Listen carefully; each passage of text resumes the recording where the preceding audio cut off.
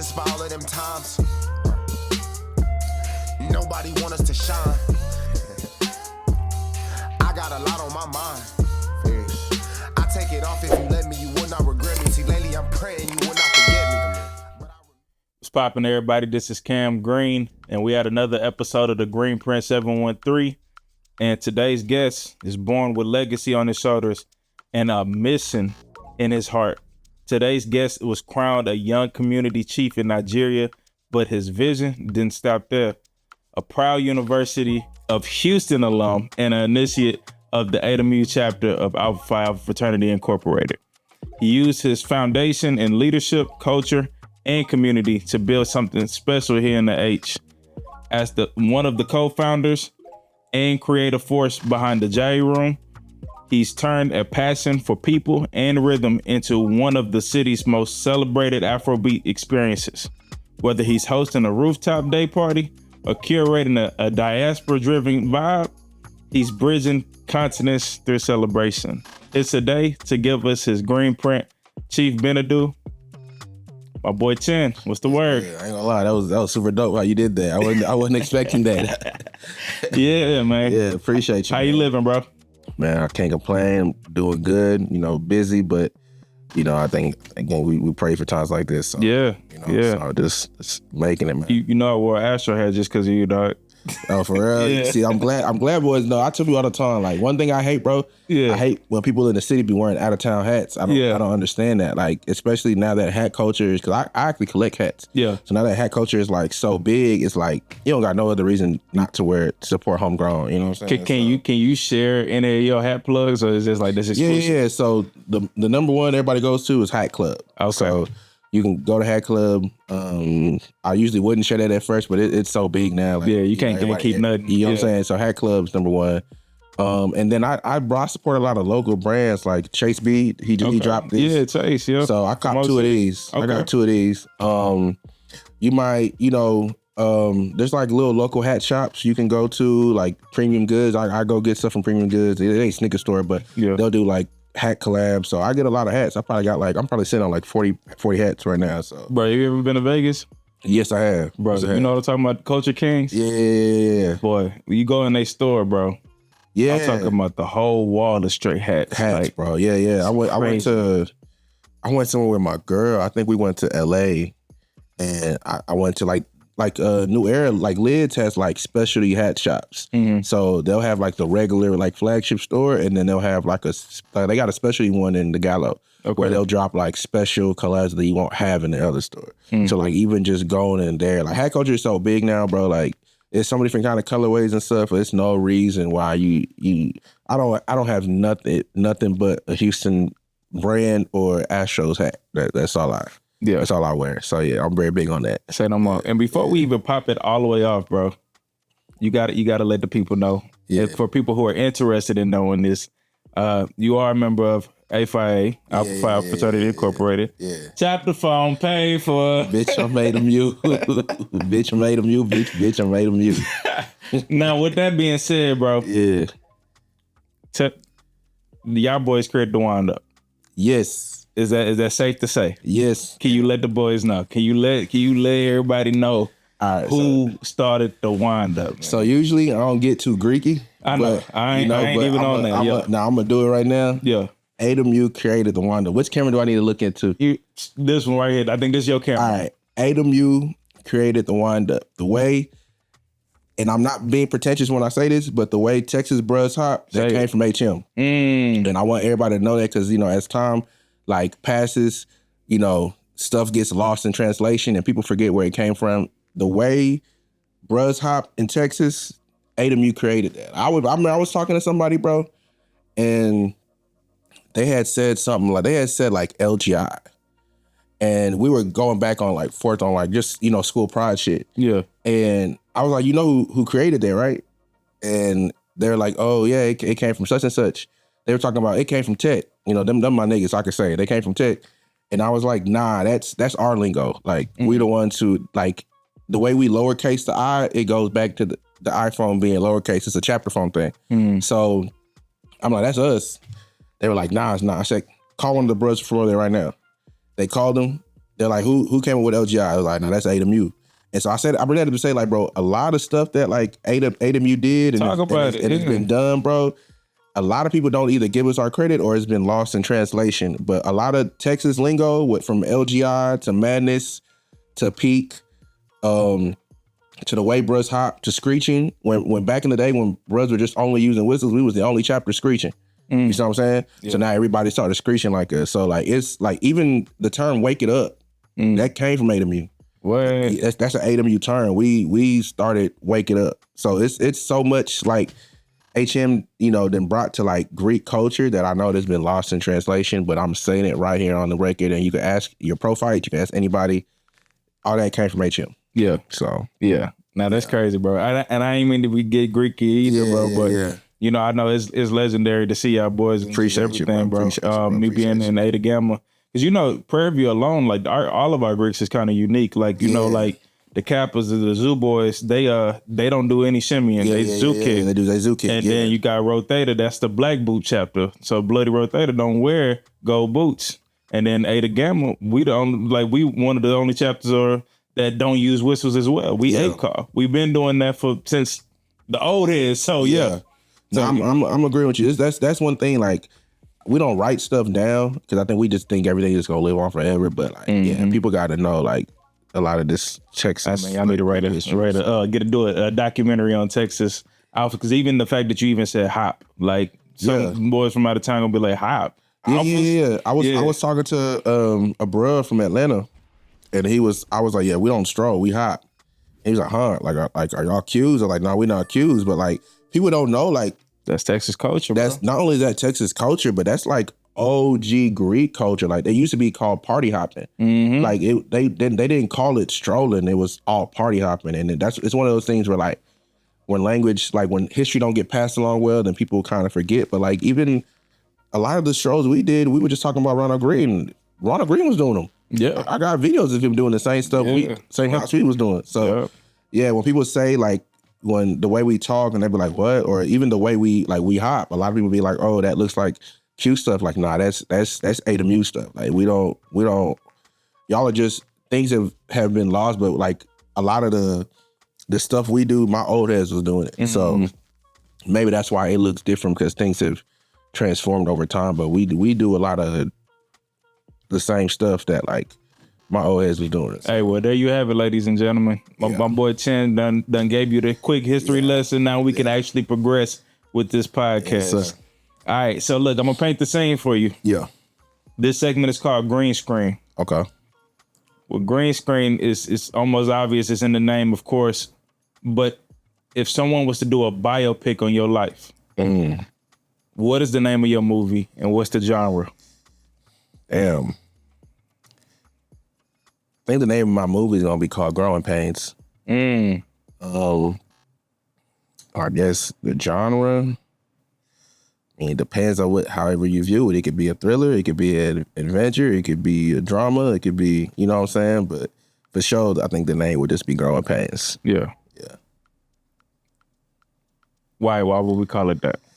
I feel like there's been like a mantra throughout my life, like just either growing through the pain or growing with pain. Like I think that just comes from being like just black, right? Like just it's so much different types of, and I don't want to just say just trauma, but it's just like whether it's trauma or struggle, because not every struggle is traumatic, you know what I'm saying? But just any kind of thing you have to grow through, like, just being able to grow through it and making beauty out of it and coming out on the other side, you know what I'm saying? So I think that's just been like a mantra throughout my entire life. Like I think there's been so many walls and setbacks that would have like stopped me from being where I'm at or wanting to go to where I'm at, but just, like Thug said, hustlers don't stop, they keep going. You know what I'm saying? So boy, gave you a little Young Thug reference. You know what I'm saying? I just keep going. So. Yeah. So what's the opening scene look like? Where we at? Set the scene for us.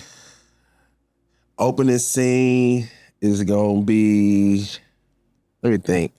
Where we at? It's gonna be on the southeast side of Houston, Texas. Okay. Right. An apartment complex right over there on Clearwood. It's called Cabo San Lucas right now, but my apartment that went through two different name changes. So when they all do. You already know how that goes. So when I was coming up, it was called Westminster Village.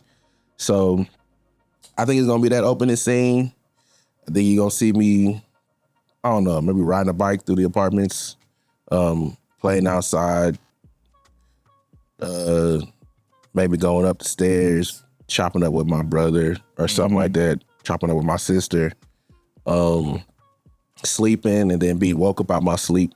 Yeah. Because there's a car on fire. That's one vivid memory I remember from the kid was like I got woke up out of my sleep because somebody got into it with that girl and that girl set their car on fire or something like that.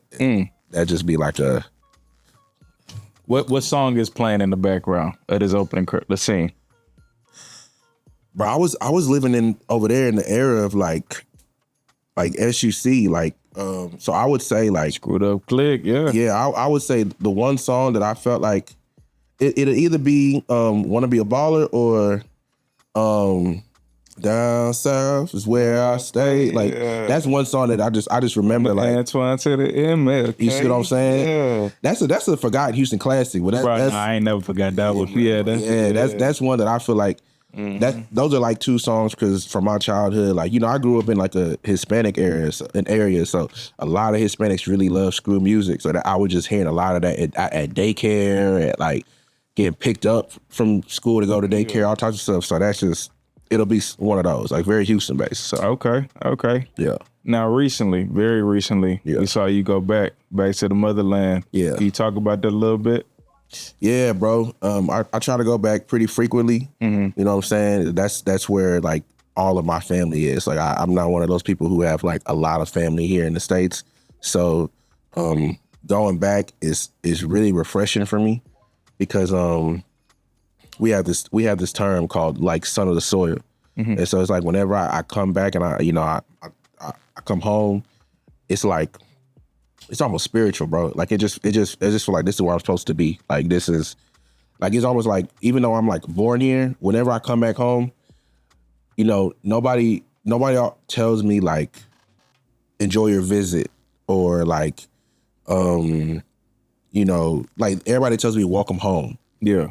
Nobody treats me like I'm an outsider. They view it as a homecoming, like welcome home.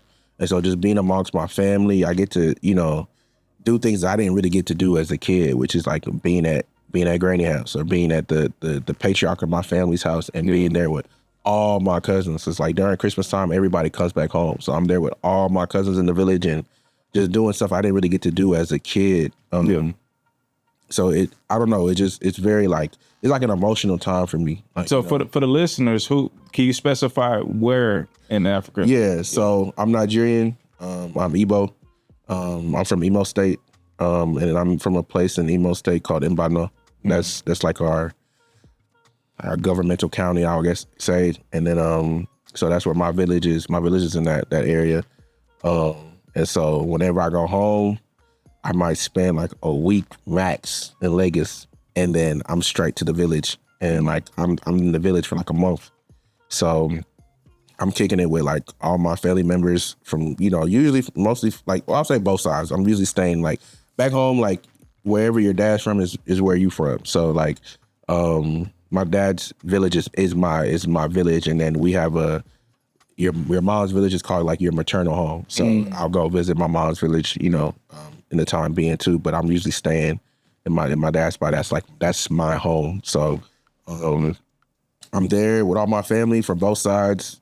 People spending the night. It's really dope how we do it. So like back home, your community is made up of your extended family members. So you'll have like, so my house is right here.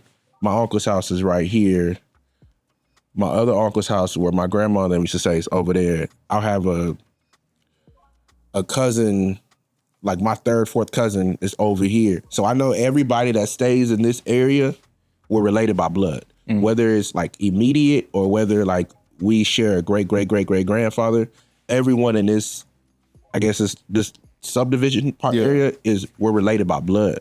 So I find that so dope because it's like, even if I've never like maybe met your people growing up, like as my immediate cousins, I know we're related. This is my cousin, my blood. So it also like you get to meet just so many family members, like people who who I wouldn't probably, be able to meet if, we were all just here, because I think when you're here, everything is it's close knit. It's usually just like your mom's brothers and sisters, your dad's brothers and sisters, maybe a couple cousins outside of that.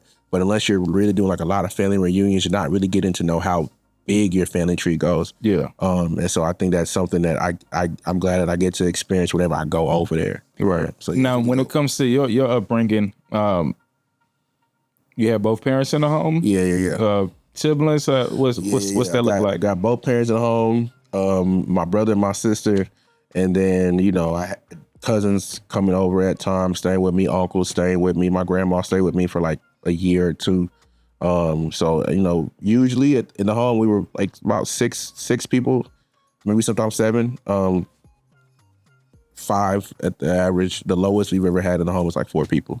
Yeah. Now, correct me if I'm wrong. So when you went back home, you were Crown Chief?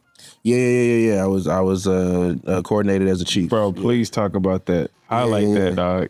Yeah, so in our culture, we have titles. Yeah. And so in my title, I'm a chief. A chief is someone that's kind of like a custodian of the culture, someone who's maybe done like a lot of, work within the community, someone who's highly respected in the community or comes from like a respected family. And then, our job is to like help maintain culture, also help, with the Eze, which is like the king. But like king is not what people think a king is. I always tell people like king is like, imagine like a president of an HOA. It basically like in our own little communities, we'll have kings that help, handle disputes and things like that. And then he'll have his council of chiefs, who will talk about community things, just upholding the community and maintaining the community. And just also someone who's a chief should like carry themselves a certain way, move about the community in a certain way. And, I got to make sure I go to meetings, stuff like that. So. Yeah. I want to go back a little bit because there was a part in your story when you say you first went home, it felt like nobody viewed you or treated you as an outsider. Even though you were born over here, it was more of a homegoing. It was a welcome home. Yeah. And you were embraced by that. Yeah. Talk about that a little bit more because I was talking to my boy JP, John Patrick. And I was talking to him probably a few years back, and he was telling how it's a difference or it's a gap in between, people who were born here, for sure, the people that come from here, and then just in general from the people that are, natives to even the Black community. How, so talk a little bit about that. Yeah. So I guess I would say like, I remember in my last trip that I went, something that I found very unique is that, let's say here in Houston, Texas, right? Where's your grandma from? Louisiana, right? So let's say she's from somewhere in Louisiana, right? And you went over there in the summertime, right? Probably spent some summers with her, right? Maybe some holidays and stuff over there, right? So sometimes in school, and you can correct me if I'm wrong, people will come back and you would ask people where they from. Yeah. And people would be like, I'm from Louisiana. Well, you don't go to school in Louisiana, so how are you from Louisiana? Well, I spent summers over there with my grandma, and that's where all my family's from. And then people were like, nah, you ain't go to high school there, so you're not from there. Or you ain't do this, so you're not from there. Right. Right? But one thing that I realize is that, like, I think that's wrong. And the reason why I say I think that's wrong is because we're seeing it now. Like, for a lot of Black Americans, grandma's house is the first piece of property that they were able to own after, or even during the civil rights movement, after being freed and things like that. That's the first piece of property that grandma owned and was able to pass down. It's historical. That house has been there for generations. It's housed your parents. It housed your uncles. All your cousins were there. That's where y'all all get to live with each other, get to talk to each other, that kind of thing, right? So that should be your hometown. Like that's where your origins start from, right? But here, it's very much a mindset of like, oh, if you ain't go to high school, you can't be from there. But back there, and that's what really changed my whole viewpoint back there, I would have like aunties, uncles, even people just randomly in the village, like they'd see me. And it's so crazy. It's like people could look at you and know who your dad is. And I have never met them a day in my life. Like people look at me like, oh, this is Innocent son. Oh, Innocent, that's your dad? Oh wow. And we start talking and they'll always tell me, this is your home. Like over there is not your home. I don't care where you're born, this is your home. And even being a chief while living here, being born here, but like being able to be crowned a chief from my home village, like it's a completely different mindset that I feel like was like kind of transformative for me. That is like, dang, like no matter how far I go, this is where my ancestors are from. This is where my blood is tied to. So whenever, and it shows whenever I come back, like, yes, there is a gap. There is a difference in, there's language, there's cultural differences, of course, like we're not born there. But the way they welcome us back home to let us know, like, this is where you're from. This is where you need to make sure you're checking into. This is, like, nobody will, like if I were to go back home and people ask me where I'm from and I tell them the village that I'm from, nobody's gonna bat an eye and tell me no. Right. Even though I wasn't born there, I don't live there. I've never been there outside of a month's long, periods of time. Yeah. No one's ever gonna look at me like, you're not from there. They ain't look at me crazy if I said I'm not from there. Yeah. You see what I'm saying? And it's crazy. It's because I want to say that it wasn't, and you could attest to this probably, man, to people growing up in Houston, it wasn't popular for you to embrace African roots or culture or anything like that. You used to get made fun of for being African and all of those things. But I think it wasn't until probably 2018 when Black Panther came out is when everybody started to truly start digging deeper of, we do come from somewhere. Or, this is a real thing. And then they really, it's hip now. Everybody on to Afro beats. Everybody want to do the thing. So it wasn't until early on to now. So like, what was your experience with that? Man, that I found very interesting, bro, is my dad is like super Igbo. And what I mean by that is like, he's like one of the most pro Igbo people like I know, and because of that, like he always told me since I was born where I was from. I knew where I was from. I knew what my name meant,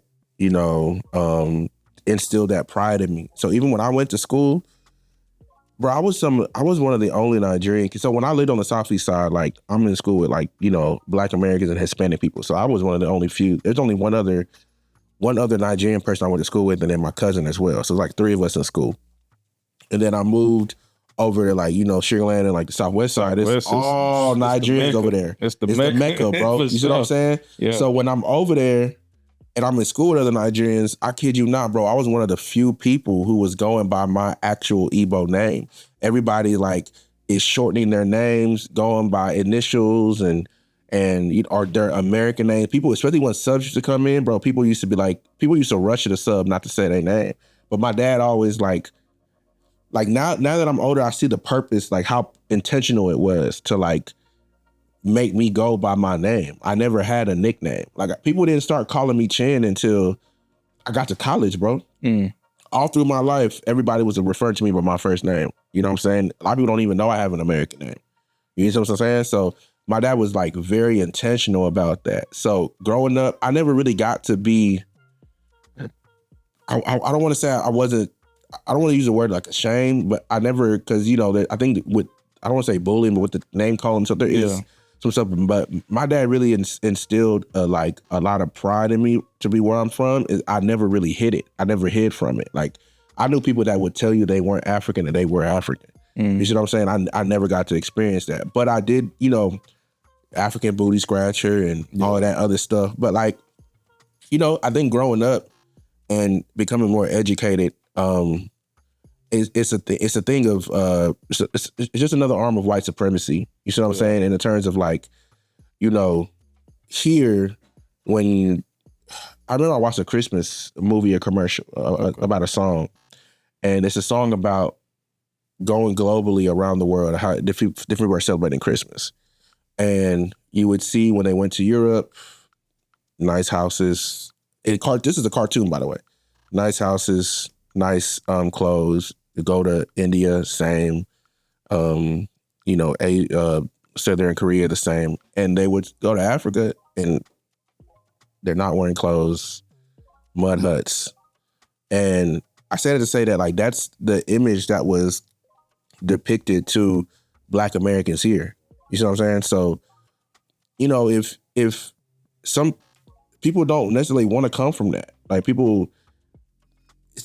even people who grow up poor aren't necessarily proud of it. You know what I'm saying? So people don't want to come from that. So when the imagery that you're getting is to be ashamed of something, of course you're going to denounce that. Yeah. Just like back there, if the imagery that they're getting is negative imagery and racist imagery, they're going to, you know, see that or accept that. And when people come to meet each other, you have two people coming that have ingested propaganda about one another.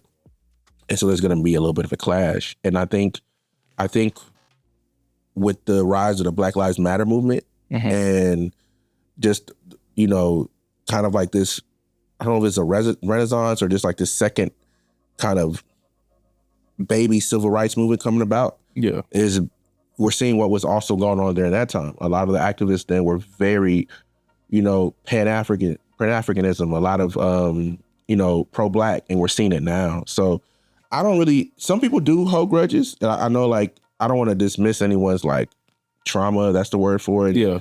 Whatever happened. But I think in my eyes, the way I view it is that it's too many people who've been propagandized to and now want to do the work to be better. So I don't even look at it like, I don't really hold no grudges is from it. You know what I'm saying? But it did happen. You know what I mean? But yeah. What does your name mean? So it depends on who you ask. And the reason why I say that is, so my name is Chinedu, right? And Chinedu, in a more modern day thing, what people would say means God guides. But if you do the research and go back into, you know, African spirituality and Nigerian and Igbo spirituality, Igbo people, we believe every Igbo person has their own chi. And chi is almost like, for a lack of a better way of explaining it, I guess I would say your chi is like almost like your guardian angel, right? So every person has their own chi.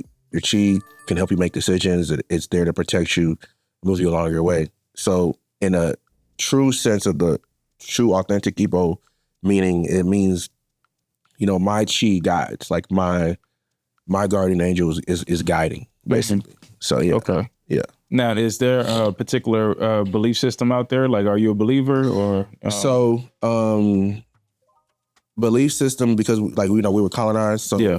Igbo people are Christian, but there's been a wave of, again, like spirituality there's been this like, people are attacking like colonial thought, and people are kind of going back to, I've seen a lot of Igbo people trying to revert and go back to traditional Igbo spirituality. And what I found interesting is that my grandfather actually practiced that, which I didn't know because my grandmother was Christian. So my dad has like taught me a lot about it. And we talk about it. My dad's Christian, but we talk about it all the time, just about Igbo spirituality and just like how colonialism has affected Igbo people and religion and all types of stuff. So yeah. Yeah, man, that's interesting. Yeah.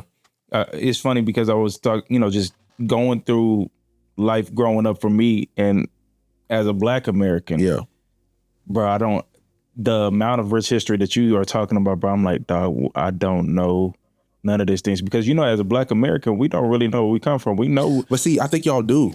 I think y'all do. Okay. The reason why I say y'all do is, would you say a Jamaican doesn't know where they came from? No, I believe they do. Yeah. Okay, so the reason why I think we say that is, one, we know America to be a racist state, right? But Jamaicans, they're also descendants of slavery, right? And Jamaicans, they can trace their root back to Igbo people, back to Yoruba people, back to people from Ghana. But when we speak about people from the Caribbean, we acknowledge the culture that they built in Jamaica post-slavery. So, but they also do acknowledge that they are descendants of Africans. Same thing in Brazil. Brazilians have the biggest African amount of descendants outside of Africa. Yeah. Right. So while they acknowledge their African, ancestry, they're still Brazilians with Brazilian culture. So I think we should reframe it instead of saying that like y'all don't have a culture. Y'all do. Like the hip hop music R&B music, food, like, you know, y'all have it. Correction is not. We know we got culture. Yeah. But I'm saying, as far as we know that we come from the motherland. We know that we were brought here, or that we were, you know, out of our will and everything through, you know, slavery and all of those things. But just truly knowing, I can't tell you that I'm from Nigeria, that I have Igbo roots, or any of those things. Like when you ask me where I'm from Houston. Oh, well, where are you really from? I'm from Southwest Aley, Texas. Like and that's where I that's what we cling to. I think as Black Americans, we cling to our neighborhoods and our cities more than we cling to, okay, we from Egypt, or we from this part of the diaspora. Like that's more so what I'm explaining. Yeah, but like even with that, bro, like people have to look at. I always tell people colonialism was like when you're watching like cartoons and you're seeing Darth Vader say he wants to take over the world. That's what colonialism was. Like colonialism wanted to take over the entire world. So even in the places that we're quote unquote from, bro, there are Africans who like Nigeria is a made up place. And you get what I'm saying? Like the borders of Nigeria those were drawn by the British. Like that wasn't just always there, right? The lands could be bigger, it could be smaller. People have moved around. Like there's even within like Igbo, there's like even different other tribes who we feel like are descendant from us that feel like they may not be descendant from us, but our language is very similar. I know somebody who has the same name as me, but it's not Igbo. It's from a completely different Where they from? Tribe.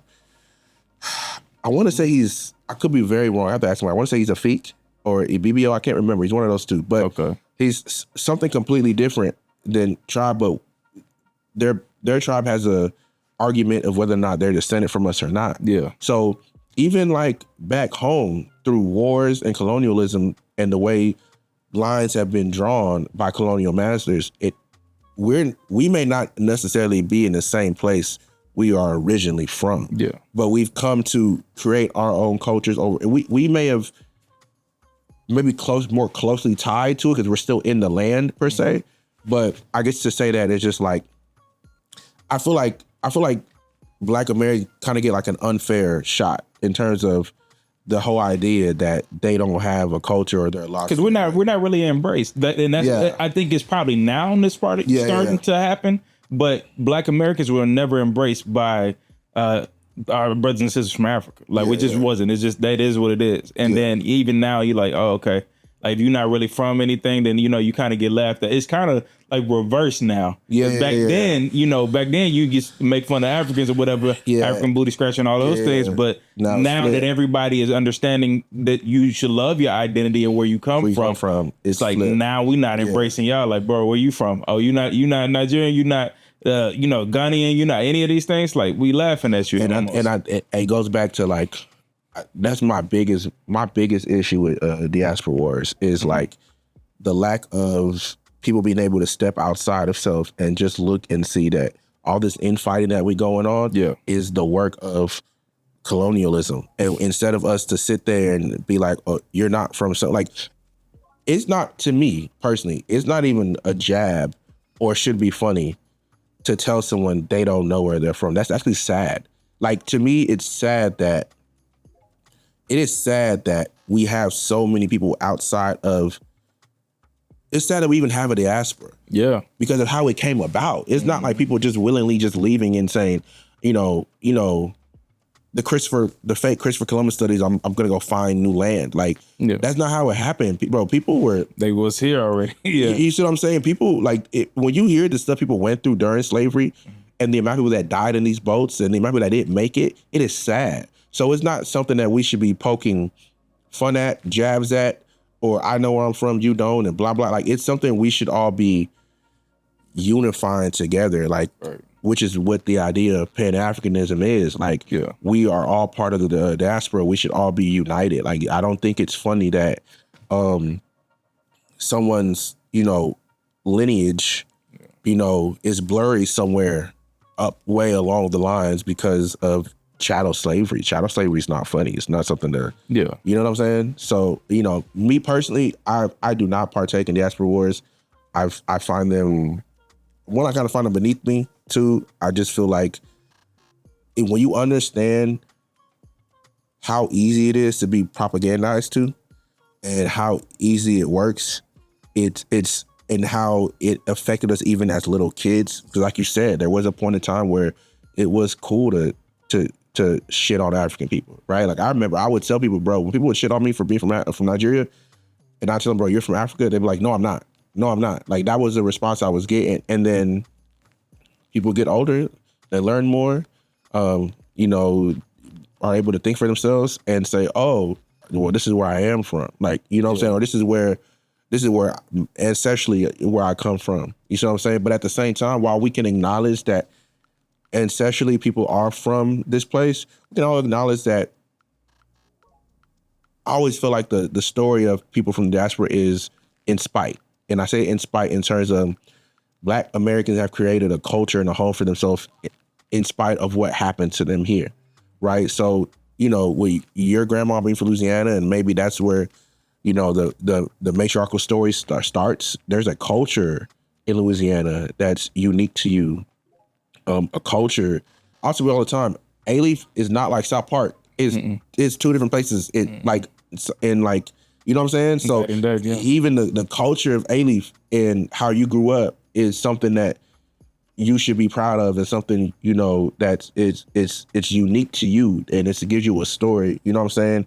And where you're from ancestrally is a part of the story, but Black Americans have been able to craft a new story where they're at, just like Brazilians have crafted a new story where they're at, just like Jamaicans have crafted a new story where they're at. Like, there's no difference from a Jamaican and a Black American. Y'all are both in countries that you were brought to. Yeah.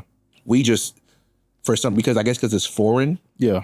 Because it's not American, we recognize it as if that's where their history starts, but their history does not start in Jamaica. I think it's because it's probably predominantly them. Like That's what everybody looks like you. Yeah. You know, for example, you just in America you got all these different flavors, but out there, you know, it's predominantly Black people. Yeah, that's exactly what it is. You're right. Yeah, you're very right. That's exactly what it is. And maybe being the minority here and the stuff that people have to go through here, probably maybe it's a way of pushing the people not wanting to be tied to this land, and maybe that's where that pushback of, you know, the no culture thing comes. But I think there's a better way of framing that. Instead of saying no culture, you don't know where you're from, is that, you know, again, in spite of what has happened to people and happened to a whole group of people here, they've been able to make culture, music, you know, out of poverty, out of a lack, out of facing, you know, harsh conditions and racism. They've been able to do beautiful things here, and I think that's something we should also celebrate and not tell them that they're lacking. Yeah. You know. So before we get off this subject, there's another component to this entire conversation of Black Americans being ignorant, and of they're putting a stereotype of they act this way, and a lot of people don't know their worth, or they don't know their history, and so they feel as if because of their ignorance, you have a whole stereotype that's around Black folks, like, oh, they loud, or they ghetto, they don't know how to act, you can't go nowhere around them, and just this whole fear, you know, kind of concept to that. Like, what's your thought process with that? Because now that you're seeing a lot of Blacks get aware, they're understanding, okay, I do come from somewhere, I am this and I am that. And I think there's always been the case. I think there's a lot of people that have had education piece, but we have a stereotype out here in America too. So what do you think about that? I think that's just racism at play. Yeah. You see what I'm saying? Like, you know, I went to school with, I don't know if this is a politically correct term to use, but I'm gonna use it, with folks who would be considered white trash. Yeah. You see what I'm saying? Like, a lot of the white kids at my school weren't the biggest population at my school. Like, I went to a very diverse school, but like, they would be quote unquote considered white trash. Yeah. But nobody looks at them different as once, you know, someone is impoverished from a Black neighborhood or impoverished from a Hispanic neighborhood. And I just think it just kind of goes into, it's racism and classes. Like, America teaches you to hate Black people and to also hate poor people. So when poor people are some of the most creative people that we've ever or will ever see, because they're able to create art, maintain life with such a lack. And so I think people hate that, because you're taught to look down on these people. So when you're seeing they're too loud, or they are ignorant. Those are just ways that we are just taught to look down at people who are black and people who are poor and black. That's self-worth, yeah. You see what I'm saying? But I don't think the stereotyping exists. There's so much that has come out the ghetto. Yeah. You know what I'm saying? There's so many people who have come out and changed the world from the ghetto. So I think that's something that me personally, I think this, I don't know if this is a hot take, but I think black middle class people, whether upper, middle, lower middle, and black people from that are poor, people of that black middle class need to stop looking down on those who are poor, because they also help create that distinction of trying to be the good black, right? Trying to look the part. We don't act like that, or anything. We don't act see like what's that. going on with Carnival Cruise right now. You see what I'm saying? I'm a good one. I look the part. I dress this way. Like, if someone sees me on the street right now, I don't quote unquote look like I'm a business owner, or look like I got something going on in the city, or look like or in someone's eyes, look like I don't have a degree. But what does a degree look like? What does a business owner look like? What does, like, you see what I'm saying? Like, it's even one of those things where, like, you know, when you're younger, you get taught to respect, like, I call them email jobs, where, you know, you're at your desk doing a 9 to 5, but those people who work trades are making a lot of money. They may not wear a suit and tie to work. You know, some of those blue collar workers that people look down upon, they're richer than you. That's facts. You see what I'm saying? So it's just, we have to learn how to stop looking down on people who don't look the part or quote unquote act the part. Like, I think that's ridiculous. So, and I mean, it might be controversial, but that boy Kanye back in the day said they made us hate ourselves and love their wealth. Yep, that's real talk though. That's literally real talk. There's some people who try to.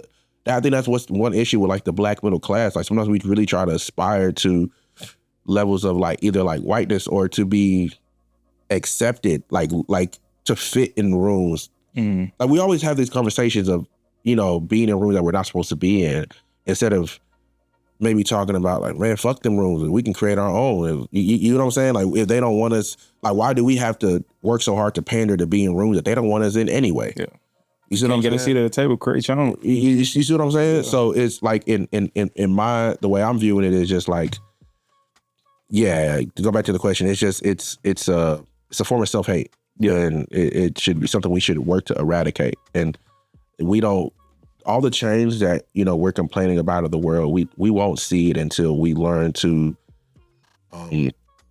put the impoverished first, the workers class first, and learn to work with these people in order to create a better life for all of us. And we keep trying to distance ourselves from the people who are getting it the worst, and we will never see any amount of change, because we are used as tools to also, in a way, oppress them while we're being oppressed. It doesn't make sense. We see that all the time with like, you know, white people, right? Like, poor white people who vote against their own self-interest because they're taught to hate black people or taught to hate people of color. It's the same thing going on within our own communities. If we're taught to look down at these people because we're better, we are working against our own self-interest by not uniting with them. It doesn't make any sense. Man, this is good. This is really good. I think a lot of people got some knowledge, and probably glad we even touched on this, because this wasn't even where we were supposed to go with that podcast. But I love it. I love it, bro. The Jaiye Room. Yeah. Did I pronounce it right? Come on, correct. You know, names is important. But definitely that. You did right. Talk to us about it. What is it? So the Jaiye Room was an idea that, you know, like, if anybody knows me, bro, I really like having a good time, right? Like, you know, of course, you know, handle what I gotta handle, but, like, when I'm free, I like having a good time, and I really love music.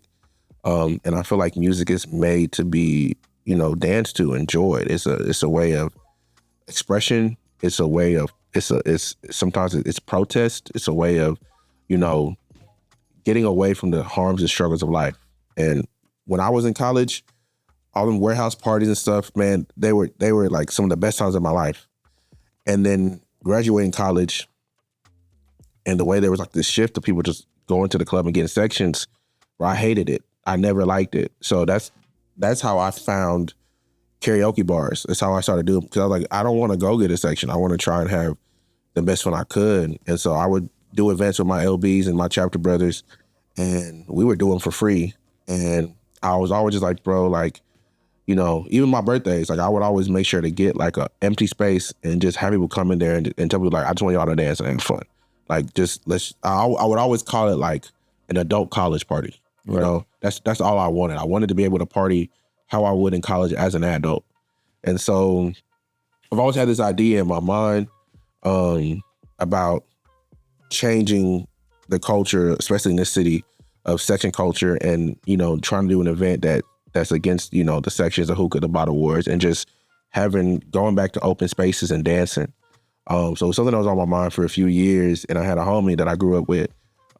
He had started DJing out in DC, and he made his way back to Houston, and he was DJing out here, but he wasn't really happy with the progress of how he was moving as a DJ. And so, you know, people at the time have always told me I need to, you know, work in entertainment or something. And, you know, I'd always just like brush it off. And, you know, I had started emceeing with him because I had fell on hard times with losing a job. And he was just such a real one. He was like, look, bro, come MC with me with the DJ gigs. I'll give you $100 out of my DJ money. And so we'll just rock together. So we was rocking together, and he, you know, he wasn't happy. And I was like, bro, we should really start our own stuff. I said, all the DJs I know who are really big, they kind of also have their own platforms. So he's like, okay, cool. But, you know, we just talked, never really did it. And I took a trip to Europe for a summer. What? Yeah. And I was partying out there.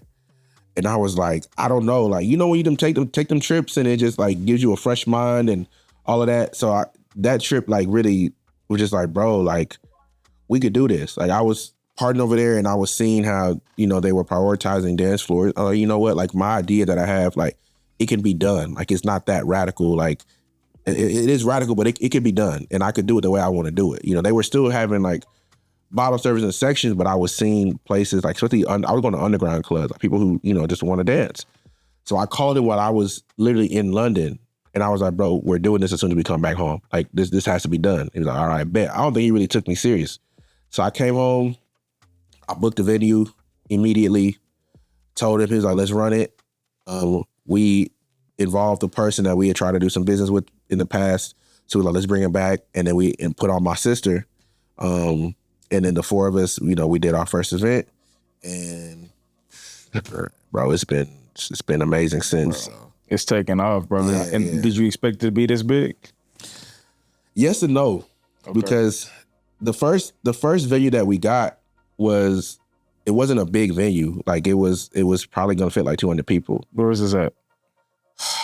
It was, I cannot remember the name, bro. It's downtown, like downtown near Main Street. So there's no like huge venues over there. Yeah. So we were gonna play it safe at first. Then I was like, I got faith that this is gonna be big. Like, I got faith that this like what we're doing.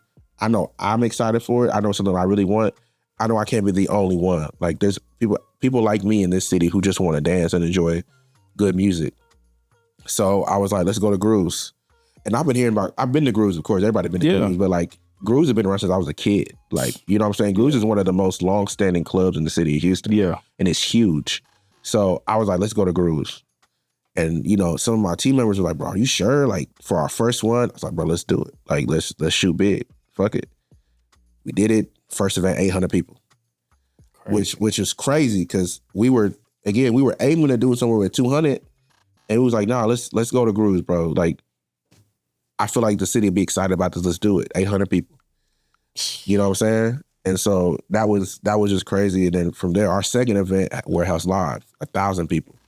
Like, so to do that in such a short span of time, bro, was like, it's like I can't say I saw it coming. But I can say there was a little bit of like in me that was like, I knew we could do Grooves, but moving on to Warehouse Live so fast, I don't think I saw that. Within a second event, I didn't see that. Dude. Yeah. And for people that don't know, what does that actually mean? Like, why did you name it Jaiye? So I named it Jaiye because one, I wanted it to be something that can tie back to like, you know, Nigerian ancestry. And Jaiye is like, it's a Yoruba term. Like, you know, I'm Igbo, but it's a Yoruba term. Okay. But, you know, we have a language called Pidgin English.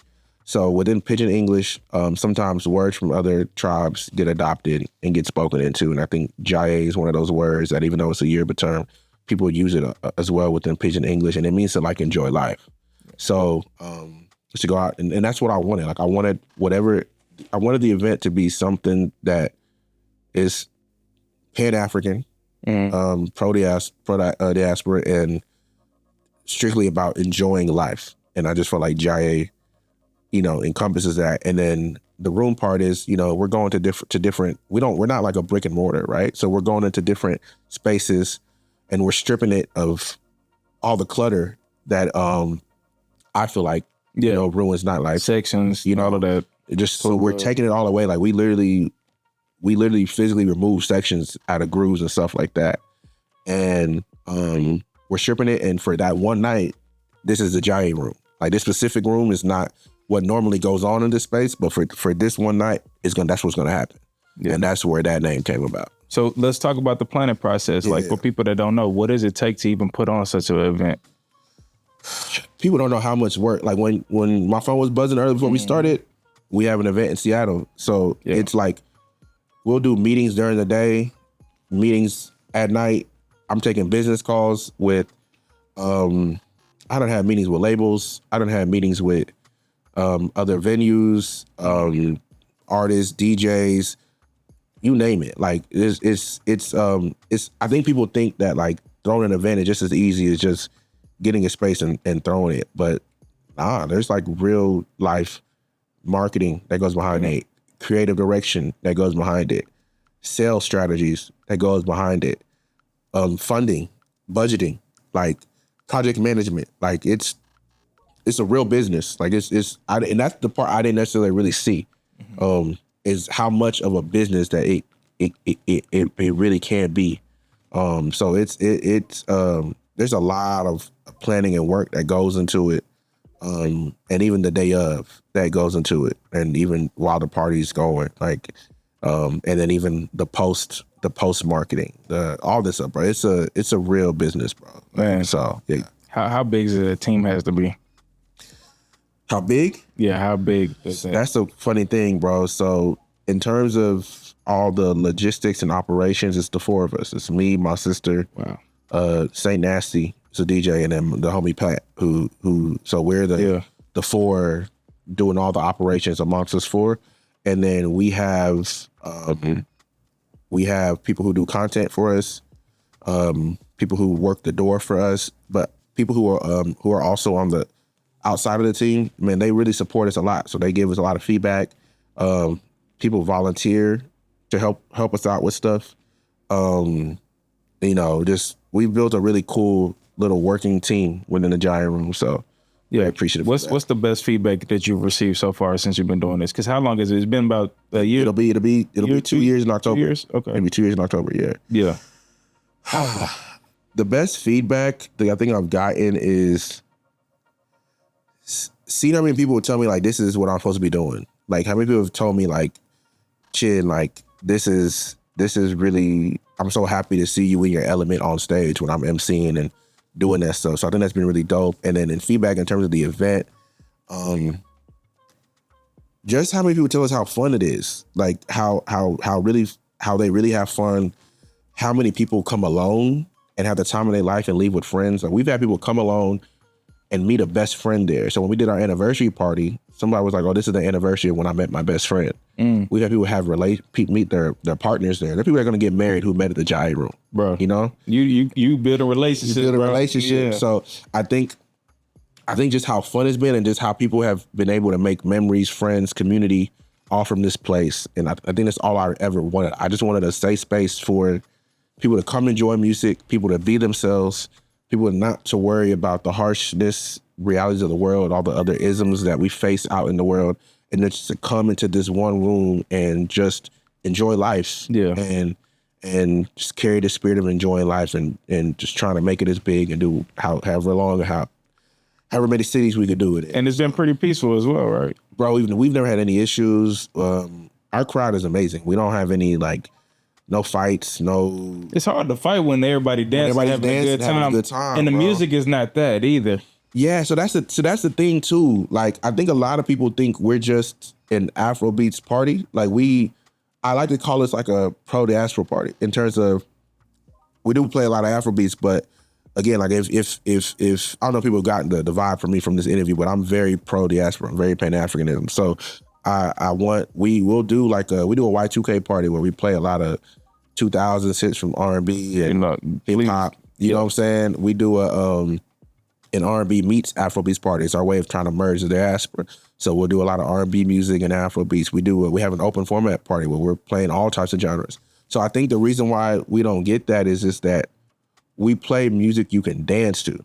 And I think that's the difference. The energy is different when you're there to dance and have fun. And when we strip away everything and nobody cares how big your chain is in the party, and nobody cares how many bottles you popped, and you not standing in your section making it rain $1,000 and drawing all that attention to yourself. When everybody here, bro, we had Jadena pull up, right? And he pulled up. What city was it? This is Houston. So he came during Afrotech. Yeah, he pulled up, and he was cool as hell. He pulled up, and Burna Boy's, one of Burna Boy's producers, pulled up, and they came and they were cool as hell. And I was like, y'all want to chill on stage with us? They're like, nah, we'll rock out. And Jadena went into the crowd. Like, he's a platinum selling artist, bro. Yeah. Classic man went into the crowd and partied with people in the crowd, bro. And turned up with people in the crowd. And that's what we want. Like, you see how we were able to strip that wall of celebrity where this person who makes music that we've rock out to, and he was so cool, bro. He didn't want no fanfare. He wasn't asking for play my music, announce that I'm here. He didn't even let us he pulled up so randomly, went straight to the stage. Because usually with stuff like that, people would tell you, hey, such and such is here, and announce that they're here. There was none of that. But that means we're even pulling even the right kind of celebrity to know what's going on in this space. That this is not the space where all the pretentious stuff is gonna happen. Like, everyone here is, like I said earlier, how like the black middle class and people who live in poverty need to be able to see the humanness in themselves and the sameness of themselves, right? So now we've made this space where your money doesn't matter, your status doesn't matter, your job title doesn't matter. You can't show how rich you are here, and you really can't even. Not saying something to be super ashamed of, but you can't even show how poor you are here. Right. Just come have fun.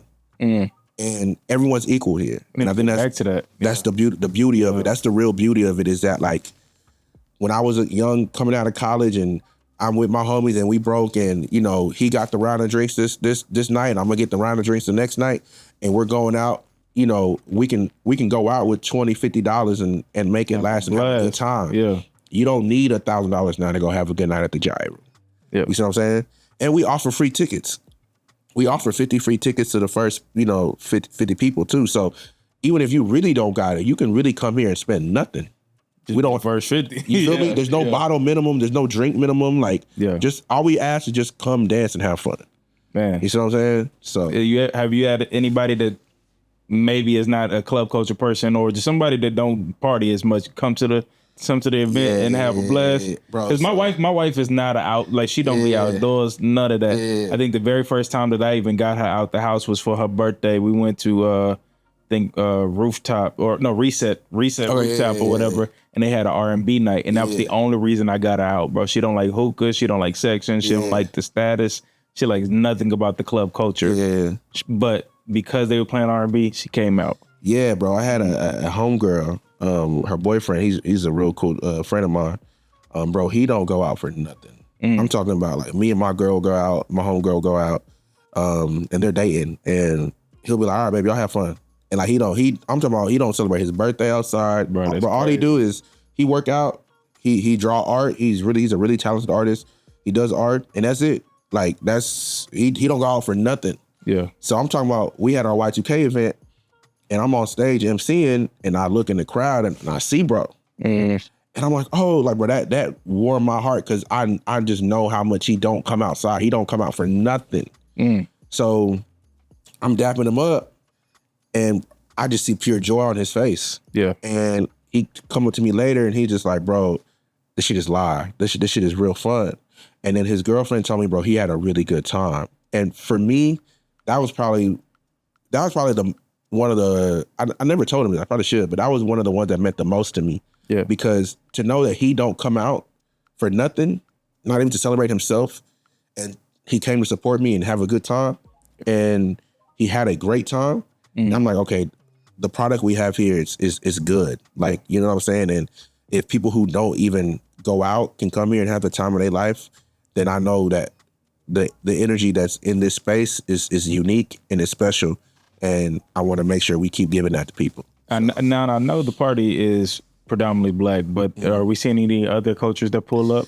Yeah. We've seen white people. We've seen Hispanic people. Our very first one, I think we had someone from Southeast Asia. I don't know where from Southeast he was from. Okay. He pulled up. We've had people from all types of Asian people. Like we've had all people from all types of walk of life come for sure. Okay. So what's next? What's next for the Jaiye Room? Man, I think what's next is we got Seattle this weekend. We're going to Seattle for Blast Fest. I think right now we're doing our best of making sure that we're trying to run our own race. So we're not trying to do 50 city tours out the gate or 20 city dates. Really just trying to make sure we hone and refine the product before we really, trying to grow at a reasonable pace. Right. So I think that's the next step right now is growing at a reasonable pace, getting this to a place that we're, comfortable with the way it runs and stuff like that, and then just the sky's the limit from there, man. Sky's the brick and mortar in Houston, maybe. We've thought about it, but I don't know. I think it would be cool, but I also think it's kind of special how the Jaiye Room happens for one night.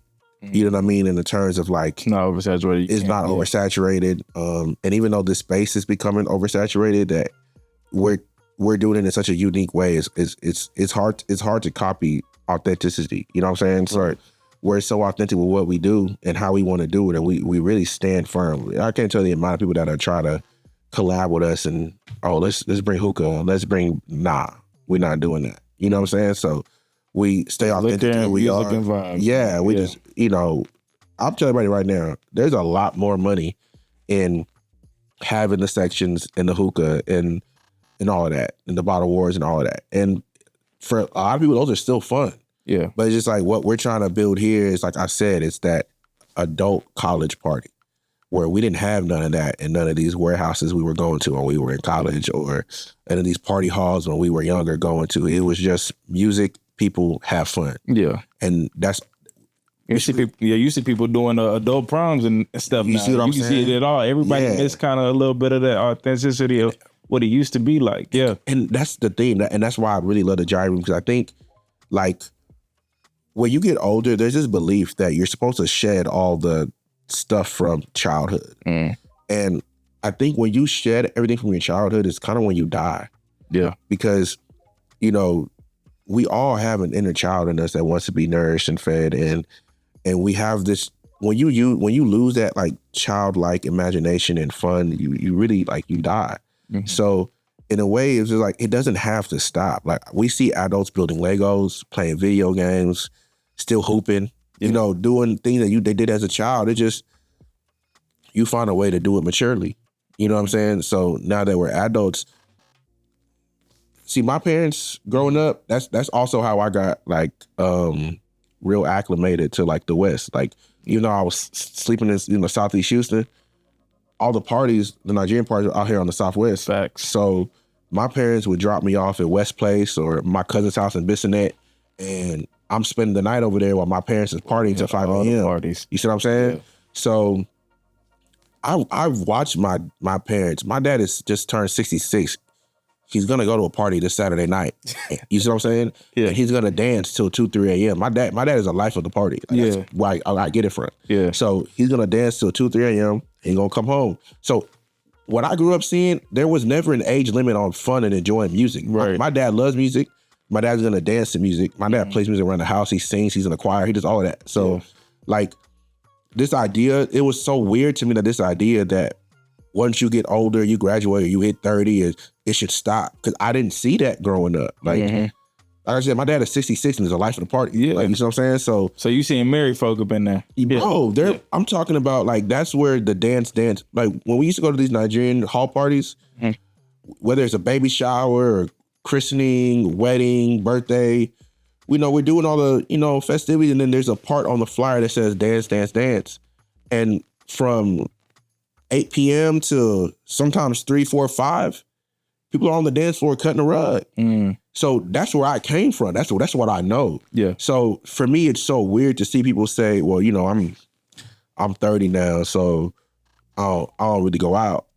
I'm not saying you have to go out all the time, but my dad had me when he was 35. He was out every weekend with me. You know what I'm saying? So when I'm seeing people like are able to enjoy music and have fun no matter the age, and that's how they stay limber and how they stay youthful and enjoy life. What's this idea that we got older and fun got to stop? It don't got to stop. I think that's what happened that's what sections ended up doing. It took away the fun. When now you're standing in a spot waiting for the bottles to come out, and then after the bottles and the sparklers are done, and after you've done recording it, now you're bored again, and you're not actually enjoying the music, and no one's actually making mainstream dance music anymore. Like all the music is like beef centered, or it's a psychology to music. Yeah, There's very much a psychology. Very much so. It changes your mood and everything. Exactly, and it's very vibey. No one's making like real dance records how we grew up anymore. That's why you're not having fun. But when you get into the music, that's why people love the 2000s so much. It was a bunch of dance records. Even R&B back then was a bunch of dance records. Like you could dance to it. So So that's what people want to do. So that's what we're trying to provide. It's just a space of like, bro, like you're not old. You just need to get out of that section and come dance. Like, you know what I'm saying? Man, you got my full support, bro. Yeah, appreciate you. Got my full support. Appreciate you. Is there any advice that anyone gave to you that sticks with you? Wow, that's a good question. I think my pro fight, Tony Ohamba, I wouldn't just say just like a piece of advice, but just him being like really proud of me and always willing just to advise me. And I think one thing he told me to do, which maybe I want to do soon, is just to go to New York and stay there for like a summer and just lock in and vibe, because he feels like that's a city that'll be like really good for me and will help me what I'm trying to do with the Jaiye Room. I love New York. Yeah, he told me like what we're doing was something that'd be really good out there. And so just to go there and soak up the culture of the city. And he also told me he's another person who feels like I should be doing entertainment. And so he wants me to just go out there and just network and bro, you're the life of the party, and you know that. Yeah, you already know that from your college days to now. Bro, you the life of the party. It is what it is, bro. You can't hide that. Yeah. If someone was to watch your movie, what message do you want to leave with them?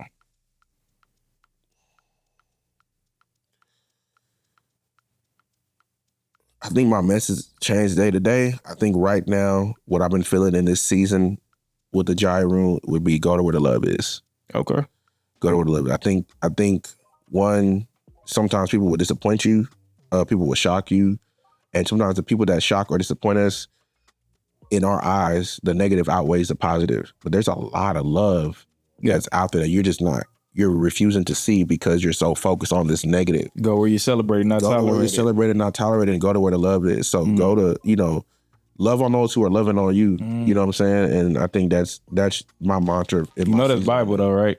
Yeah. That's Bible. You know what bro. I'm saying? So that's what I would say. Go to where the love is. But before we get out of here, bro, there's two other segments that I really want to do real quick. This next segment is called Perfect Day in the H. Okay. 24 hours. Yeah. You got a homie that's not from the city. Yeah. And he's in your care. You were hosting him or her. Don't matter. Where you taking them? What does that look like? What's the perfect day in the H? Okay, perfect day in the H. So first and foremost, breakfast. I'm gonna either take you to Shipley's if you ain't never had Shipley's, because I don't care what nobody says is the best donuts in the world. I don't care what nobody says about no mom and pop shops. They be like Krispy Kreme and all of that. Krispy Kreme is ass. It's Shipley's. So either I'm taking you to Shipley's, I'm gonna take you to Breakfast Club. Okay. All right, come on now. I'm putting Breakfast Club got some of the best fried chicken in the city. Plug them in. No, Keith Lee said that too. Man, I'm telling you, I tell you all the time, they fried chicken they don't like. they don't necessarily just sell it separately, but they really could. It's really like that. Like they got the best chicken and waffles I ever had in my life. No cap. So Breakfast Club, that's what we gonna go for breakfast. Got it. All right. Then on the day tip, lunch tip, I'm gonna say there's so much good food out here, bro. It changes. So I'm gonna keep it diverse. We're gonna go to August. Okay. All right. Hey. That's in Sugarland, huh? No, that's in the West. You know what I'm saying? That's not on 59? It's off 59 off of, is it West A? Or where's that?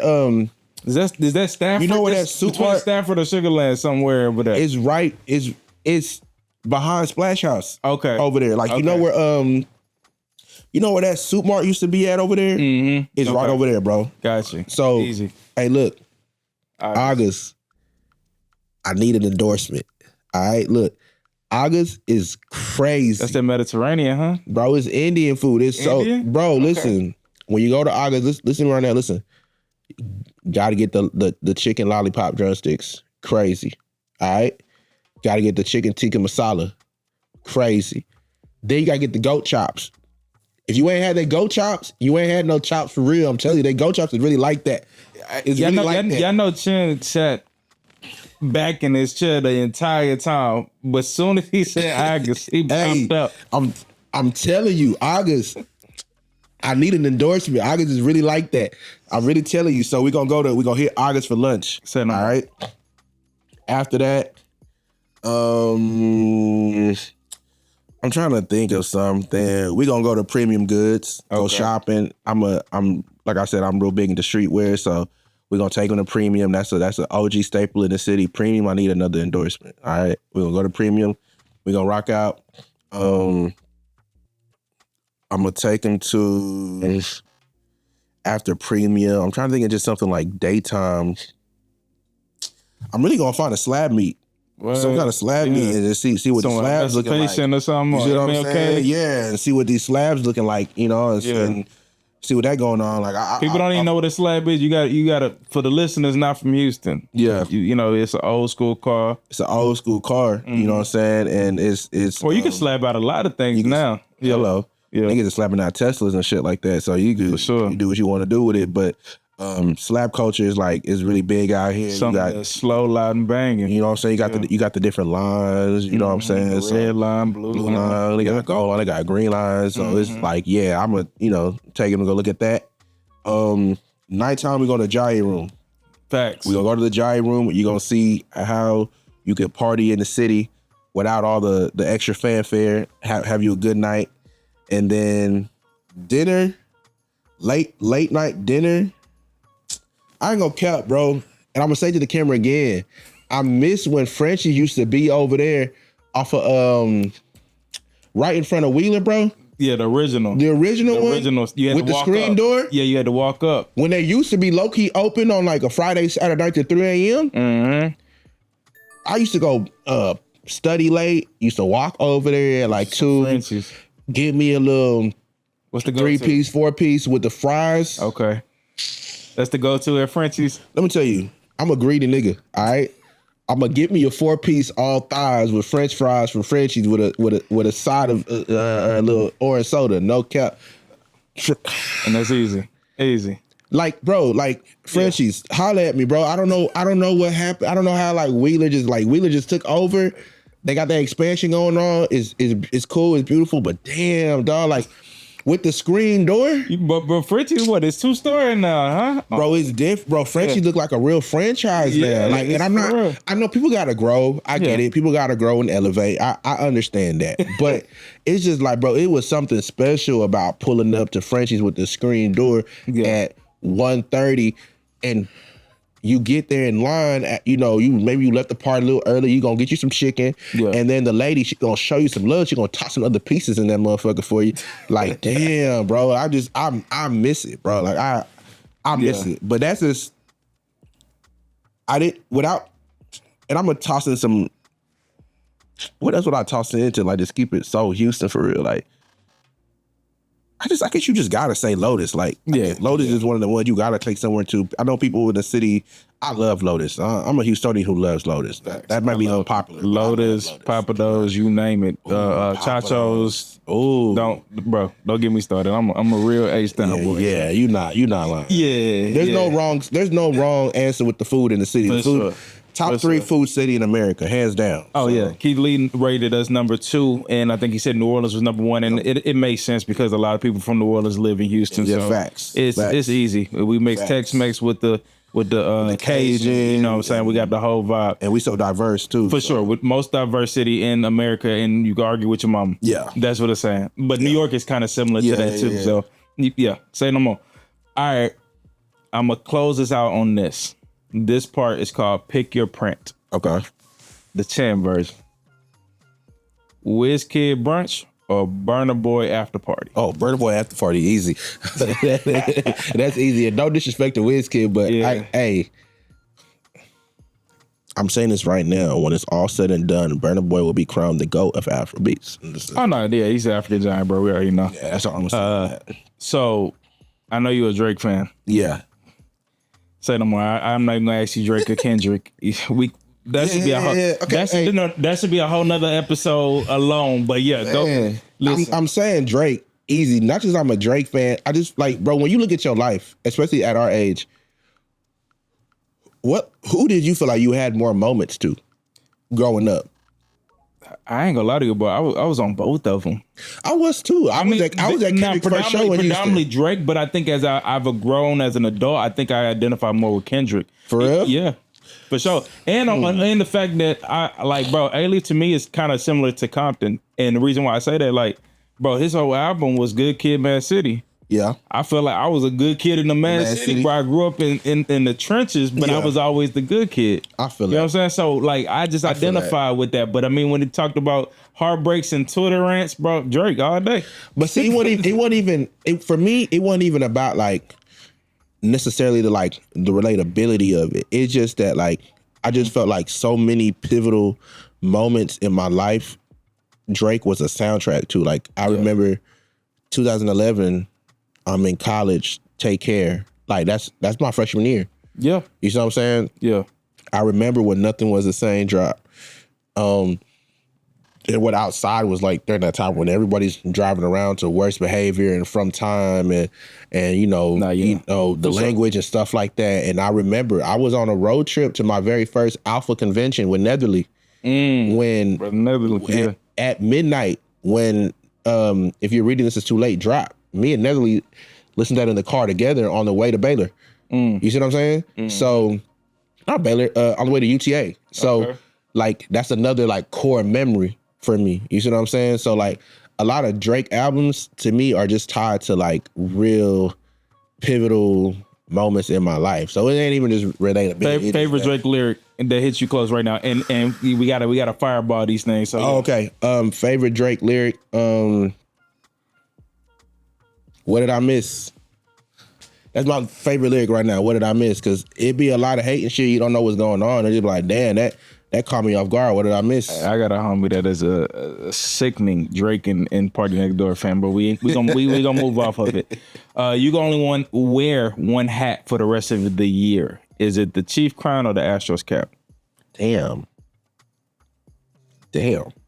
That's a good question. I'm gonna say my Chief hat just because before I'm anything, I'm a Houstonian, I'm E-ball. Like, you know what I'm saying? So I got to give it to him, bro. Yeah. I ain't mad at that one. Yeah. I like that. Curator or creator? I'm a creator that curates. Yeah, creator that curates. Okay. Afrobeats rooftop or Southern soul kickback? You know, you got me fucked up on that one. And the reason why you got me fucked up on that one, bro, is like, as much as like I fuck with Afrobeats, I'm a real Southern nigga for real. Like I'm like Webby, Boosie. Yeah. So damn, I would say it depends on the weather. If it's hot, I'm at the Southern Soul kickback. Like That's what I was raised on. My daddy raised me on a lot. My dad went to college out here, so he raised me on a lot of that shit. Okay. So, but if it's a cool vibe and I want to dance and like the weather is cool, I'm on the rooftop. What school your pops went to? My dad went to Nebraska, University of Nebraska. Okay. Yeah. So, all right. Now, what's your print? When they say Chief, 10 years from now, what do you want that name to come with? Integrity.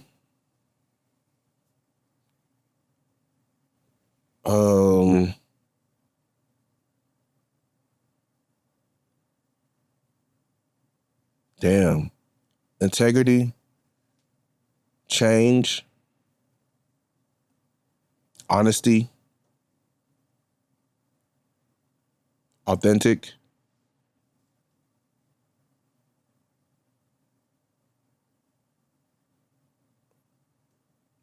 That's real spill. Yeah. I guess my last two would be pro-African, pro,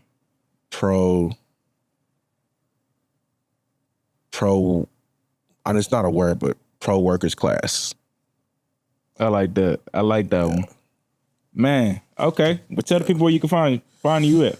Man, you can find me on Instagram at Chief Chinedu, the ChiefBinedu. You can follow the Jaiye Room at TheJaiyerOom on all platforms. That's X, TikTok, Instagram, LinkedIn. You can do all that. But yeah.